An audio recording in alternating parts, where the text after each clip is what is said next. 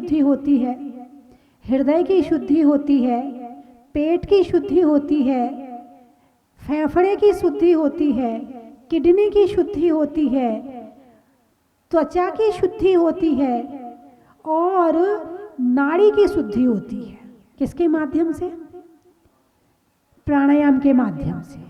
प्राणायाम के माध्यम से जो आपके अंदर और अशुद्ध वायु है वो बाहर चली जाती है और शुद्ध वायु अंदर आती है। नसों में दबाव पड़ता है तो उससे नसें शक्तिशाली होती हैं और नसें मजबूत होती हैं। श्वास वायु, शुद्ध वायु जब दिमाग में जाती है तो दिमाग में जितनी चिंताएं आती हैं और जितनी और चीजें हैं उन सबको भी नष्ट कर देती है। दिमाग में जो बुरे विचार आ रहे हैं उनको भी नष्ट कर देती है। पॉजिटिव थिंक, पॉजिटिव सोच जीवन में यदि लाना है तो प्राणायाम शुरू कर दो।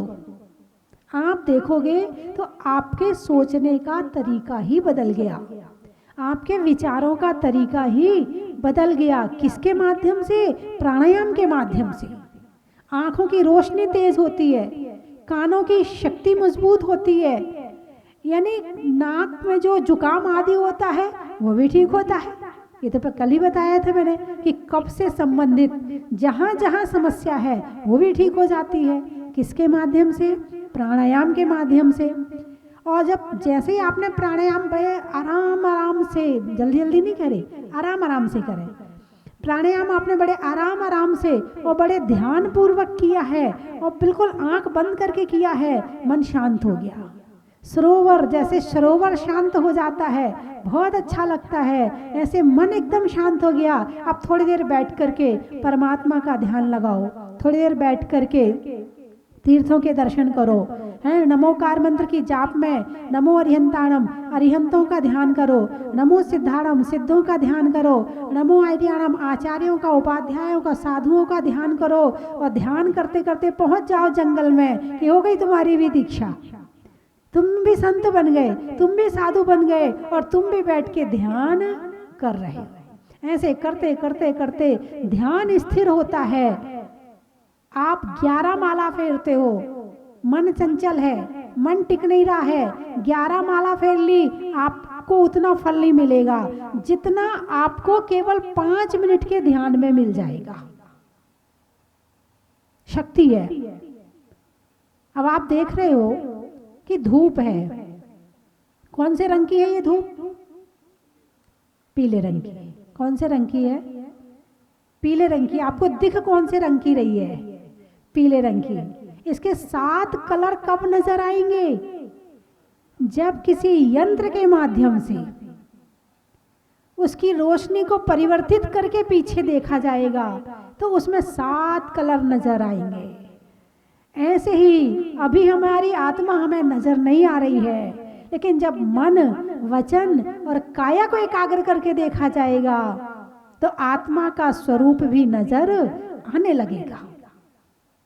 वर्तमान में कोई किसी को डिप्रेशन हो, बोले ऐसा करो, आर्ट ऑफ लिविंग का कोर्स कर लो, हैं मेडिटेशन का कोर्स कर लो। अच्छा, उससे ठीक हो जाएगा? अरे बहुत आराम मिलेगा। किसमें? डिप्रेशन में। क्या करने से? मेडिटेशन करने से। क्या करने से? मेडिटेशन करने से क्या ठीक होता है? डिप्रेशन ठीक होता है। भगवान महावीर ने पहले ही बता दिया, तुम रोज ध्यान करो ना, डिप्रेशन आएगा ही नहीं। पहले डिप्रेशन को लाओ टेंशन करके, फिर पैसा देके मेडिटेशन का कोर्स करो, फिर उसे भगाओ। और जा पाए ना जा पाए इसकी भी कोई गारंटी नहीं है। भगवान महावीर ने कहा है ध्यान करो, प्राणायाम करो, रोज ध्यान करो, 5 मिनट करो, 10 मिनट करो, 15 मिनट करो। जैसे आप अपनी बैटरी है, मोबाइल चार्ज करते हो ना, कितनी देर? 1 घंटा 1.5 घंटे में फुल चार्ज हो जाता है और 24 घंटे चल जाता है। ऐसे ही आप 15 मिनट ध्यान करो ना, 15 मिनट जो आप दिमाग को चार्ज करोगे ना, वो 24 घंटे ऐसे चलेगा कि आपको आनंद दे देगा जीवन का।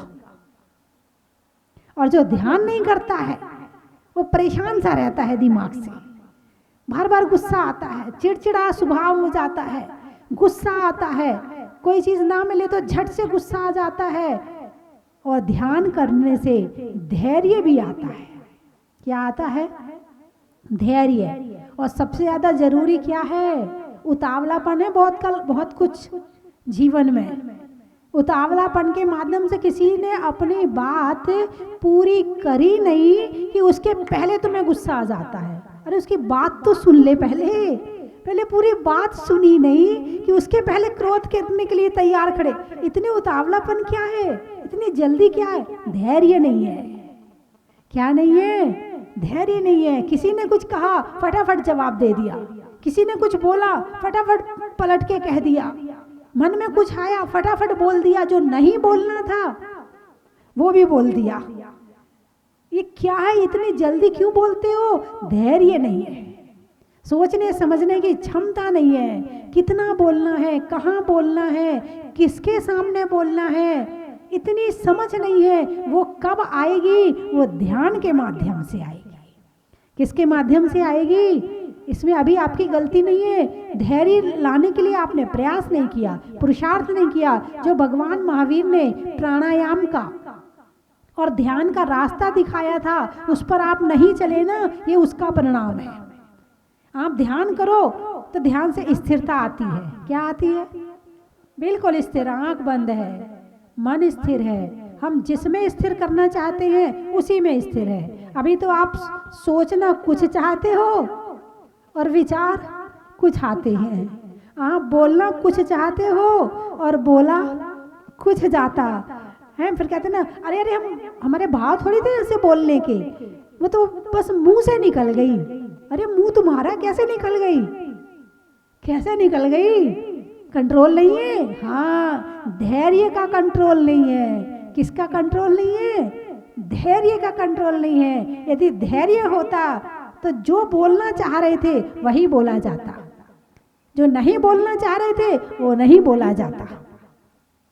ध्यान के माध्यम से इसकी भी सिद्धि होती है। वचन की सिद्धि होती है, सुनने की सिद्धि होती है, सोचने की सिद्धि होती है। ध्यान के माध्यम से बहुत सारे गुण पैदा होते हैं इंसान के अंदर में।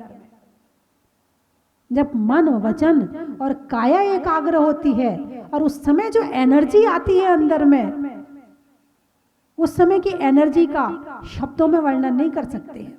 आपने कभी ध्यान दिया होगा, जब टेंशन होती है तो क्या लगता है? लेट जाओ। लगता कि नहीं लगता?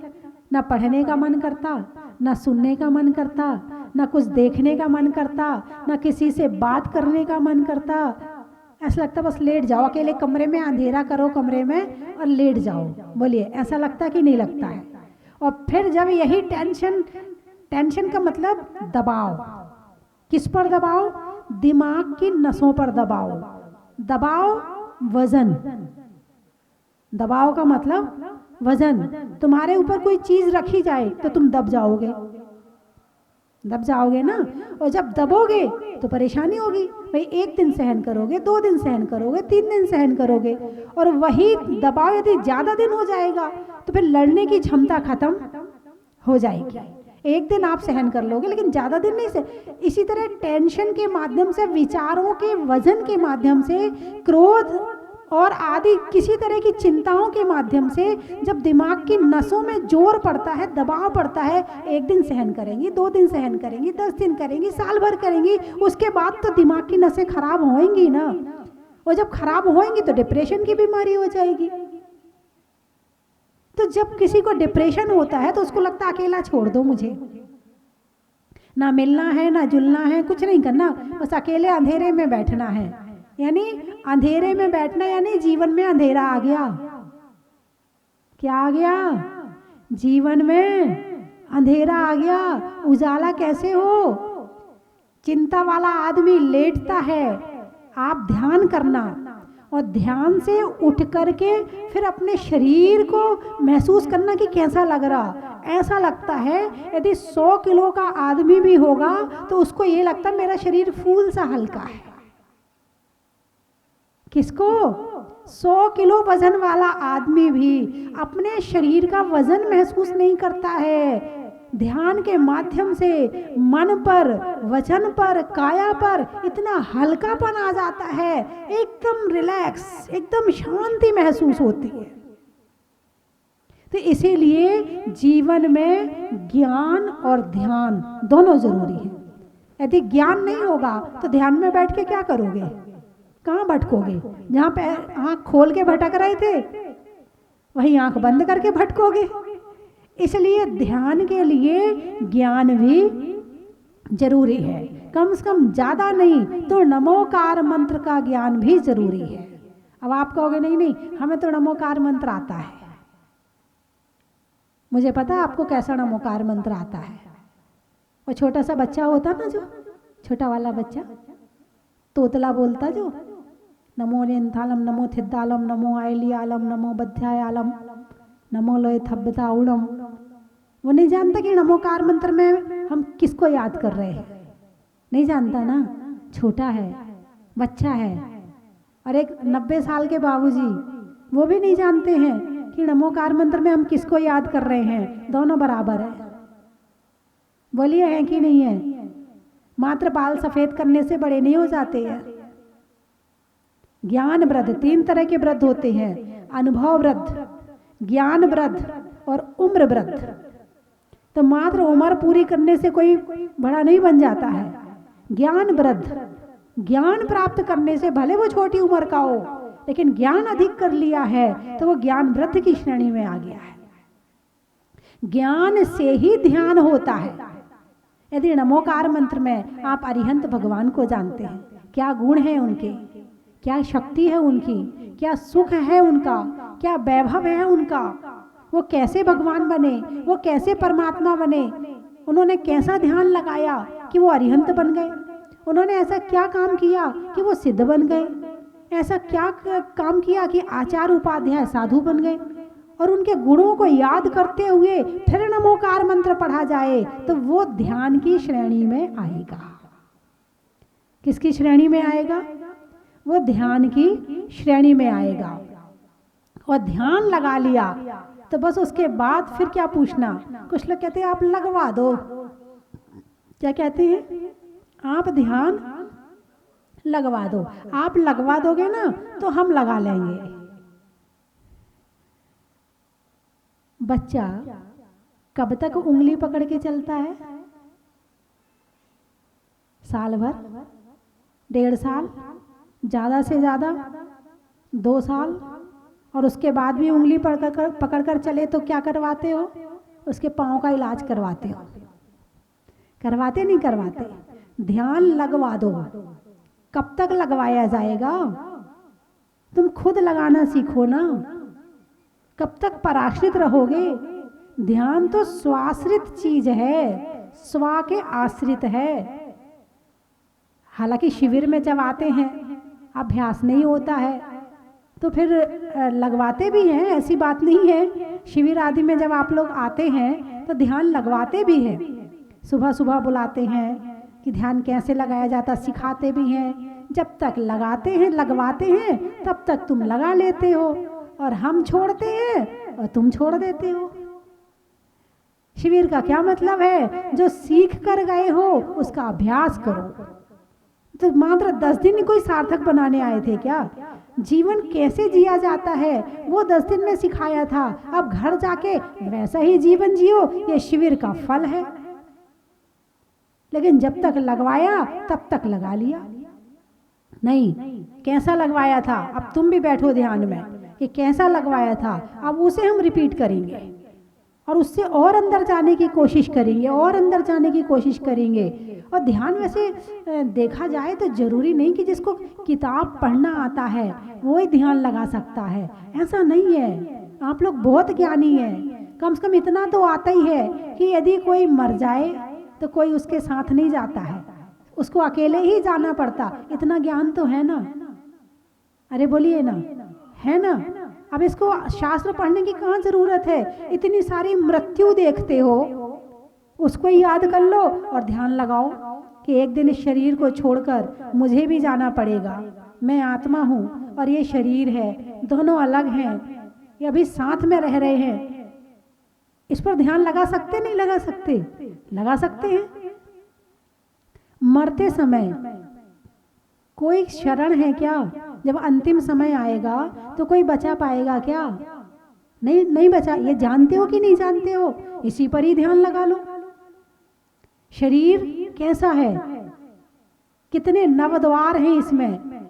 नवद्वार से दिन भर मैल झरता रहता है। अंदर क्या भरी है इसके? गंदगी भरी हुई है। अंदर से क्या? कभी आंख से, कभी नाक से, कभी कान से, कभी कफ से, फिर थूको, फिर थूको। है गंदगी है कि नहीं अंदर? तो शरीर के अंदर क्या भरा है? गंदगी भरी है। इस शरीर का ध्यान करके इससे मैं प्रेम करता हूँ, इतना गंदा शरीर है। नहीं, मुझे आत्मा से प्रेम करना चाहिए। क्या ऐसा चिंतन करने के लिए शास्त्र पढ़ने की जरूरत है? इतना तो आपको आता ही है ना, इतने तो ज्ञानी आप हैं ही। तो यही तो ध्यान में किया जाता है। जरूरी नहीं कि आप किताब पढ़ के ही ध्यान लगाओ, किसी का सुन के ही ध्यान लगाओ। बहुत छोटी छोटी बातें हैं, इन पर ध्यान लगा सकते हैं। जैसा बताया कि प्राणायाम के माध्यम से शरीर की शुद्धि होती है, मन की शुद्धि होती है, वचन की शुद्धि होती है, नाड़ी की शुद्धि होती है। ज्ञानार्णव ग्रंथ में नाड़ी, जब प्राणायाम का अभ्यास हो गया, खूब अच्छी तरह से हो गया, धीरे धीरे ध्यान लगाना भी शुरू कर दिया, अब नाड़ी शुद्धि की बड़ी अच्छी विधि बताई है। लेकिन उसके लिए स्थिरता बहुत चाहिए, अभ्यास चाहिए, साधना चाहिए। पहले ऋषि मुनि जंगल में रहते थे, अब उनके पास में कोई काम तो था ही नहीं। अब हमसे पूछो तो हमारे पास आपके जैसे कोई काम तो है ही नहीं कि कहीं झाड़ू लगाना, कि बर्तन मांजना, कि रोटी बनाना, कि किसी को टिफिन देना, कि दुकान चलाना, कि नोट गिनना। कोई काम नहीं हमारे पास। तो हम क्या करते हैं? हम यही करते हैं। और जब इसी की साधना लगातार लगातार लगातार साधना होती है, फिर इन चीजों की सिद्धि भी होती है। तो इसमें बताया है कि एक अरहम, अरहम शब्द है ना, रम, रम, हा ऊपर रेप बिंदी, इसको कहते हैं रम। इसका क्या उच्चारण होगा? रम।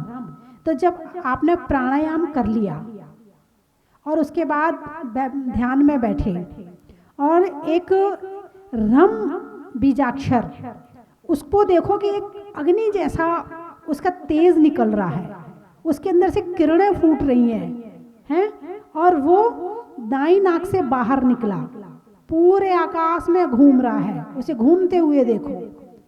फिर वो बाई नाक में प्रवेश करके नाभि कमल के पास पहुंचा, फिर वहां थोड़ी देर ठहर करके फिर दाई नाक से निकला, फिर आकाश में घूम रहा है, गमन कर रहा है, घूम के फिर बाई नाक में प्रवेश किया, फिर नाभि कमल में गया, फिर दाई नाक से निकला। ऐसा अनेक बार अभ्यास करने पर नाड़ी की शुद्धि होती है। बात समझ में आई कि नहीं आई? लोग कहते अरे क्या करना है मोटे मोटे शास्त्र पढ़ के। अरे इन शास्त्रों में जीवन भरा है, जीवन। जिसने नहीं पढ़ा ना, उसे जीवन जीना आया ही नहीं। मात्र खा लिया, पी लिया, सो लिया, ये जीवन नहीं है। जीवन को कला पूर्ण जीवन जीना केवल मनुष्य पर्याय में संभव है। पशु पक्षी खाना पीना सोना और पूरा जीवन जीना, ये तो पशु भी कर लेते हैं। उनके पास दुकान नहीं है, मकान नहीं है, फिर भी पेट भर लेते हैं। चिड़िया के पास में भी कुछ नहीं है, फिर भी चोंच में दाना लाके अपने बच्चे को खिला के बड़ा कर लेती है। तो मात्र पशु वाली जिंदगी नहीं, मात्र नरक वाली जिंदगी नहीं, मात्र स्वर्ग के भोगों वाली जिंदगी नहीं। यदि इससे हटके यदि कोई आत्मा के स्तर वाली जिंदगी है तो वो मिलेगी शास्त्रों में, वो मिलेगी जिनवाणी में, वो मिलेगी भगवान की वाणी में, वो मिलेगी स्वाध्याय में, और वो मिलेगी प्रवचन में। यदि इस जिंदगी को जीना शुरू कर दिया तो समझना कि आत्मा के स्तर की जिंदगी चल रही है। पशु किस स्तर पर जीते हैं? खाना शरीर का स्तर, सोना शरीर का स्तर, संसार के भोग शरीर का स्तर। देवता क्या कर रहे? वही कर रहे। पक्षी क्या कर रहे? वही कर रहे। आत्मा के स्तर की जिंदगी यदि कहीं है तो वो मनुष्य पर्याय में है, मनुष्य गति में है जो तुम आज हो। और ये मनुष्य पर्याय मिलना बड़ा पुण्य का उदय है। और इसका उपयोग यही है कि आत्मा के स्तर की जिंदगी जी जाए। और नहीं जी रहे हैं तो समझना फिर पशु में और मनुष्य में कोई अंतर नहीं है। तो मेरी बात आपकी समझ में आ गई? अरे बोलिए ना। तो आप समझ में आ तो गई है, लेकिन अब करोगे क्या ये मेरी बात का? एक कान से सुन के दूसरे से निकाल दोगे या कुछ करोगे भी? तो आपने प्राणायाम आज तो किया होगा, किया था? बहुत बढ़िया, बहुत सुंदर। 5 मिनट किया था ना? हाँ, मैंने 5 मिनट के लिए कहा था, मैंने 5 मिनट के लिए कहा था कि 5 मिनट प्राणायाम करना है ना? और आप लोगों को आता ही होगा, वैसे नहीं आए तो आप रामदेव बाबा को खोल के देख लेना, उसमें मिल जाएगा। तो प्राणायाम उसमें सिखा दिया जाएगा। और बढ़िया कमर सीधी करके और बिल्कुल यूं बैठ करके और फिर बड़ी और शुद्ध हवा में किया जाए तो और अच्छी बात है। तो प्राणायाम के बाद फिर ध्यान किया था कि नहीं किया था? अभी शुरुआत है, लेकिन करना भी जरूरी है। शुरुआत कह के छोड़ देंगे तो अभ्यास रह जाएगा, इसलिए करना भी जरूरी है। तो आप एक काम किया करो, 9 बार नमोकार मंत्र ध्यान से पढ़ लिया करो। नमो रियंताड़म में मंदिर में बैठी प्रतिमा को याद कर लिया करो। नमो सिद्धाड़म में सिद्धालय को याद कर लिया करो। आर्याणम में आचार्यों को, अध्यायाणम में उपाध्यायों को। हालांकि देखने में आचार्य उपाध्याय साधु एक से ही नजर आते हैं, उन देखने में कोई अंतर नहीं है, लेकिन जब बैठने की व्यवस्था होती है तो आचार्य ऊपर बैठते हैं, उपाध्याय उनसे नीचे बैठते हैं और साधु उनसे नीचे बैठते हैं। ऐसी कल्पना करके आप 9 बार नमोकार मंत्र का ध्यान कर लिया करो। अभी 8 दिन आप नमोकार मंत्र पे ध्यान करो, ठीक है? अरे बोलिए ना, उठाइए ना हाथ। 9 बार नमोकार मंत्र पे ध्यान करना है। जिनको नहीं आता है वो सीख लेंगे, ठीक है? और जो टीवी में देख रहे हैं वो भी ध्यान करेंगे। यहीं से शुरुआत करें ध्यान की, तभी ध्यान के माध्यम से कर्मों की निर्जरा, पापों का संवर, पुण्य का आश्रय और आत्म तत्व की प्राप्ति होगी, है ना? तो सभी लोग ध्यान के माध्यम से जीवन सफल बनाएं। शरीर में कान का, रहने में मकान का और करने में ध्यान का, बिजली में तार का, शास्त्रों में समय सार का, मंत्रों में नमोकार का, चलने में पंथ का, गिनती में अनंत अनंत का, नमोकार में अरिहंत का। बड़ा ही महत्व है। मनुष्यों में वृद्धि का, मुनियों में रिद्धि का और भगवानों में सिद्ध का। बड़ा ही महत्व है। भारत में आर्य का, स्कूल में प्राचार्य का और नमोकार में उपाध्याय का। बड़ा ही महत्व है। मेवे में काजू का, चमत्कार में जादू का, नमोकार में साधु का।